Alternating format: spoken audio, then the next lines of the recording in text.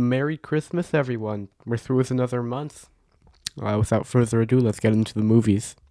Oh, and before I forget, if you could subscribe, like, do anything you could to help this video out, that'd be much appreciated because, as hopefully you won't be able to tell by the view count on this video, I am a small channel at the moment, so any bit of love is much appreciated.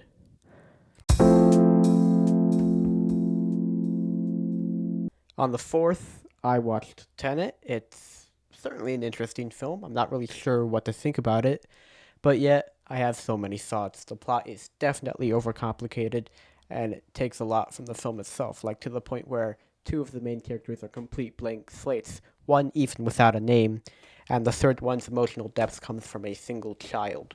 The villain is also just a stereotypical Russian baddie. The overcomplicatedness just doesn't take away from the characters because, as great as it is technically, I can't really enjoy this hallway fight because I'm still trying to comprehend how the time reversal works. And don't get me started on the dialogue mixing. It's absolutely atrocious, so I think 5 stars is where we end up.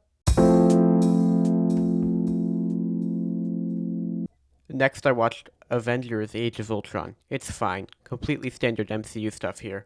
The action is standard, one cool tracking shot in the opening, but it kind of looks cheap sometimes. Like the whole movie, there's a few CGI shots that just don't look great. Ultron's a fine enough villain. He lacks real motivations, but he's funny and a solid threat.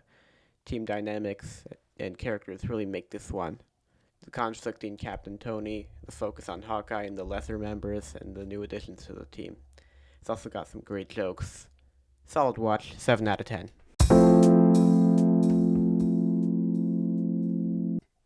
The Outsiders is a good film. That's pretty much all I have to say.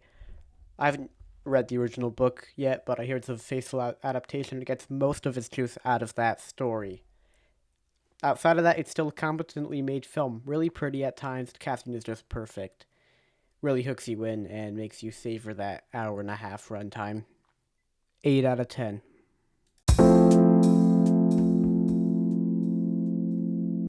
Oh Brother, Where Art Thou is great. On rewatch, I'm noticing how pretty this film is. I love what Roger Deakins did here as DP. The bright greens and dark browns pop so nicely. And it's just kind of fun, you know? Just an episodic adventure with tons of great comedy. John Turturro and Tim Blake Nelson are both comedically amazing, and George Clooney is a great foil to their antics. And did I mention how good this film looks? 9 out of 10.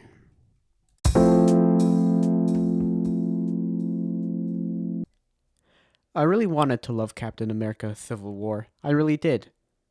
Don't know why I didn't. The film just felt a little janky, off, like they had too much of a story to cover. And as much as breaking up the characters we spent the past 12 films building up and making them be a team should hurt, for me at least, it doesn't hurt. With that being said, it's still a fine, fun film with great action. The characters still have that chemistry that makes the first film work. It's good, it just feels frustratingly juvenile. 7 out of 10.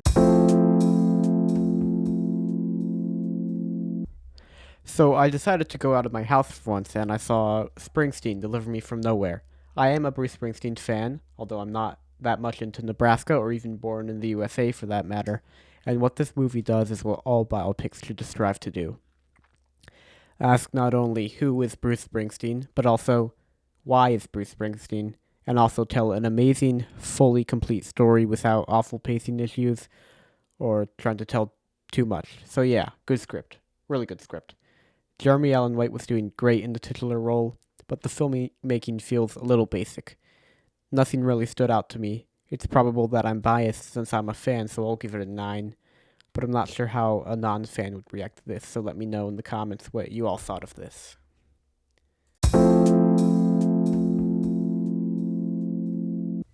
I'll be honest, I don't understand the hate behind M. Night Shyamalan. He made 3 straight 10 out of 10s with The Sixth Sense, Unbreakable, and Signs, and while I haven't delved into his later films yet, he shouldn't be considered one of the worst directors in Hollywood. The way I define a masterpiece outside of the basics is if it's able to drag you through everything the characters feel. The fear, the joy, the excitement, like those genuine emotions. Another thing I really love in films is when they're able to take a simple conflict, like in this case, a man finding solace with his wife's death, and throw it into extreme proportions. Just an excellent way to build character development. Signs does both of these. It's also stupidly funny and has excellent child acting. Pretty easy 10 out of 10 in my eyes.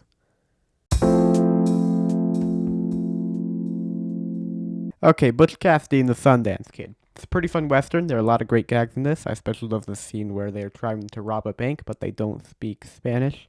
And there's this side character named Woodcock that is very funny.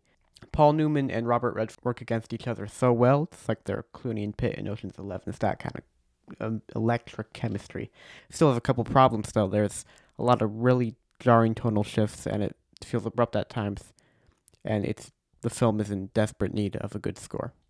It's still going to leave you with a stupidly big grin on your face by the end, so it's a 7 out of 10. Isle of Dogs. I want to preface this by saying that I love the works of Wes Anderson, although I haven't seen a large chunk of his films yet. But I kind of despise this film. Like, I love the style of Wes Anderson's films to the point where I'm using the same font used for the opening credits for this as my main font for this video. But I just did not think the style of this film meshed with the actual plot of this film, which is surprising because on paper, I think the plot looks like it would create a really nice story for his style, but Anderson just adds so many side plots and a lot of pacing issues just start to bog down this film and that carefree energy that I love his films for. So it gets a 5 out of 10. I don't think I need to tell you that La La Land is a masterpiece.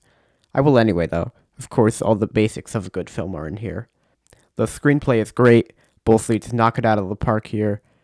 The movie is really pretty, and the score and musical elements are just amazing. The little things are really made the movie for me, like how it feels like Mia and Sebastian are fighting for screen time, which works really nicely for the twist this film takes. I also love that Sebastian literally creates his and Mia's theme, which makes the ending hit all the harder. Also, the color grading is just great. I'd settle for any frame of this movie up on my wall. 10 out of 10.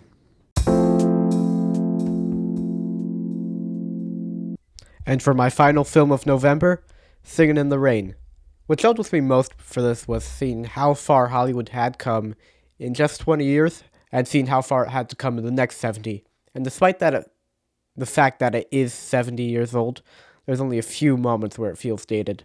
I also love how meta this is, a film inside a film. It adds a lot to the more satirical and comedic elements of this. It's often that in movie musicals, I check out for a few minutes with each song.